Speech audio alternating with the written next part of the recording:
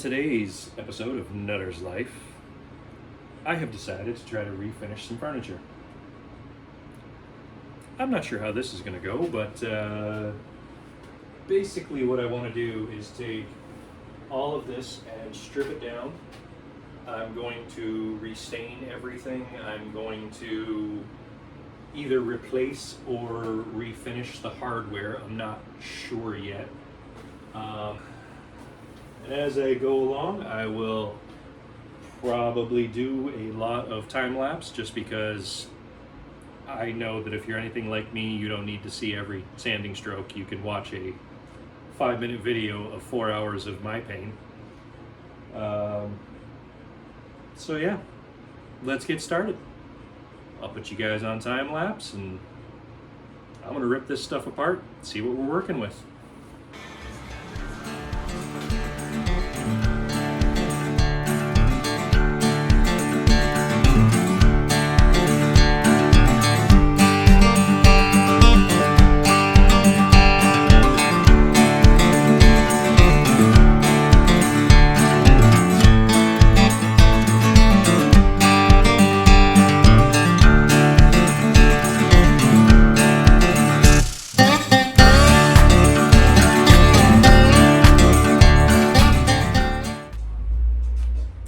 So I just had to pause for a minute because I happened to notice that they have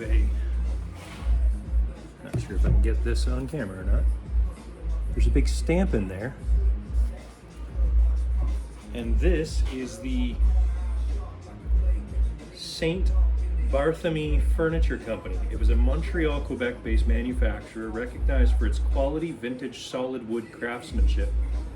Company often associated with mid-century or earlier Canadian furniture production. Notably produced items like birch dressers,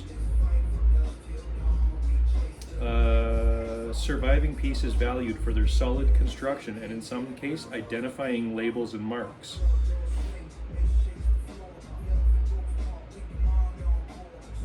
They were around in the, doesn't give an exact date, mid-20th century, so 1950s. I noticed a label in one of the other drawers and figured I should look it up, share that little bit of information with you guys.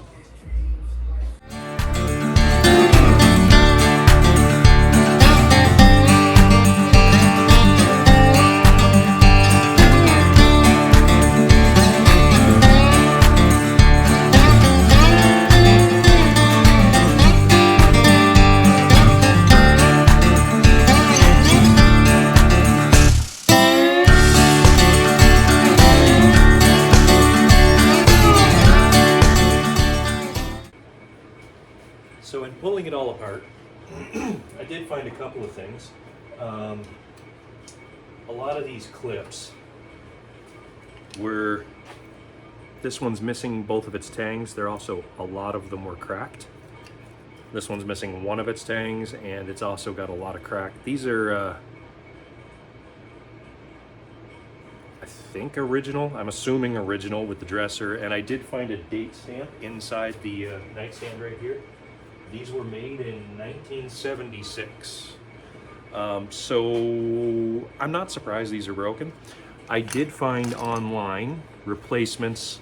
They're not quite the same, but I did find ones that had almost the exact same dimensions for the actual slide themselves. And how these work is you screw them to the bottom of the drawer. They lock onto this T-rail that's in here, and it keeps the drawer from tipping when you open it up. It just holds the back of the drawer down. These ones were really close, other than the gap right here at the top that locks onto the bar. So these sit on the drawer like this. The gap right here is just a little bit wider than the new ones, but these fit really well. I'm just going to take a little bit of sandpaper and knock a little off these inside corners so they slide really nicely. And when we are on reassembly, I'm going to wax the rails so that everything slides really nicely. I'm also going to clean up the little plastic inserts on the edge for the drawer to slide on. And I'm going to wax the bottom edge of the drawers. So these should, in theory, slide really nicely in and out without having a real drawer slide. If you're ever looking to replace these, they're just called plastic drawer glide slides. These ones are called For Closet Drawers White Plastic Drawer Guides. They're on Amazon. They were $10, I think it was.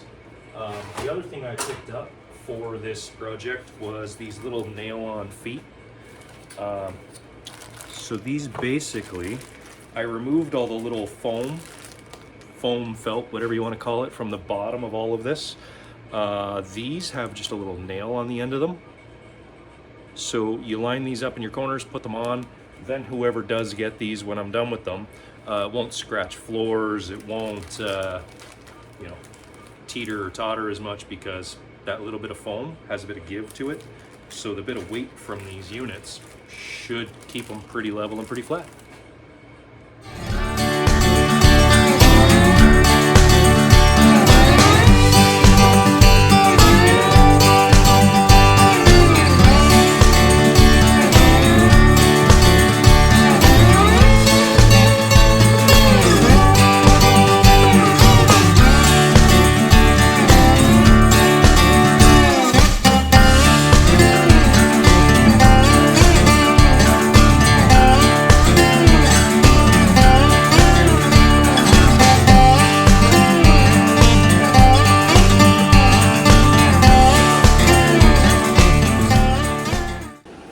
So, as you can see, we got her all up on the table now. My wife and I discussed this a fair bit, going back and forth for color. So what we decided to do was a coal on the bottom. We went with this boomerang paint. Apparently it's pretty good stuff. And we grabbed the local hardware store's primer that they recommended for wood. So we're going to do that from the upper lip down, and then we're actually going to stain the tops a really nice dark deep brown color. I just did a water coat to bring up any furs that might still be there before I do my staining. So once we get the bottom all painted black, I can run sandpaper around this bottom edge and actually clean it up so that the stain will actually stop right here. The black will come up and tuck underneath this edge so that it all ties together nicely. Yeah, so let's get back to the time lapse.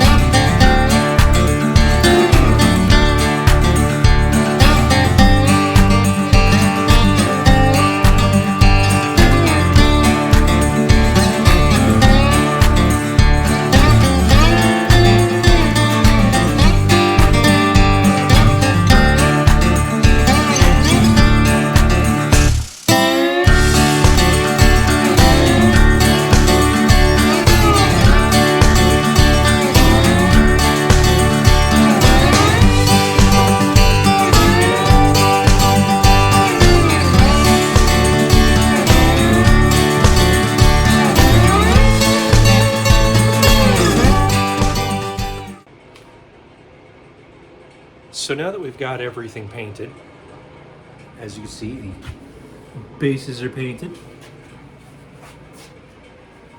And we also have all of the drawers painted. Whoa! The next step is to stain the top. For the top, I'm going to use... English side helps. I can't read French. Red mahogany 225. The idea is we want to get it nice and dark, so I'm probably going to stain it maybe twice. I'll do it once, see how dark it comes out. I'll hit it again with a nice dark stain, and hopefully we can get it nice and deep, nice and rich color. I am going to hit this really quickly with 320 sandpaper. I gave it a little water treatment yesterday for the furs. Hopefully that helped. Yeah, let's give her a quick scuff and get some staining going. I also have to take a little sanding block, and I'm just gonna hit the right here on the edges. So what I did was painted right up on the edge, and now I'm just gonna knock this down with the sandpaper, clean it up a little bit. That'll give me a nice crisp line for the stain to hit. I'll hit this with the sandpaper, and then I'll get the stain going.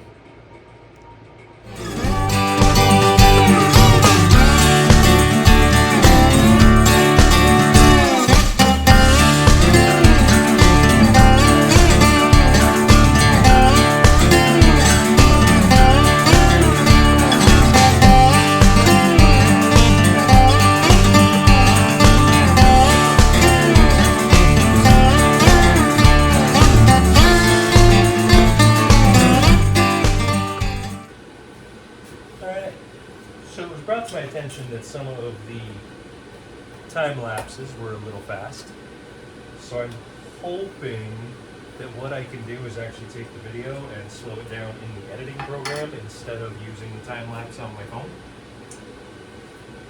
So let's give it a shot.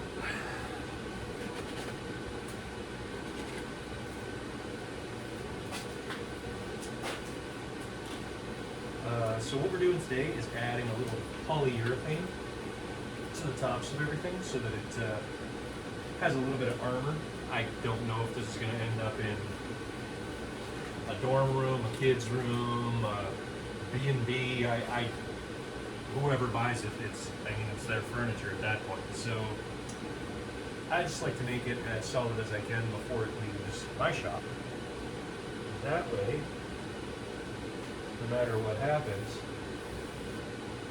it doesn't come back to me stating that I didn't paint it well enough or I didn't seal it, anything like that. So,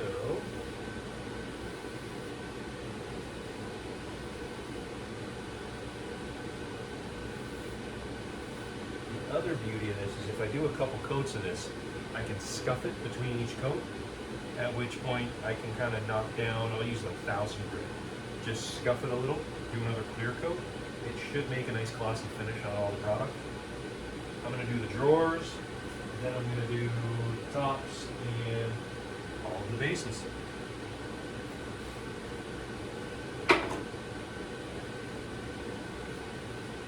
So if you see me varying the rest of it, I figured out how to slow down the video. And if you don't, I messed this up and sorry.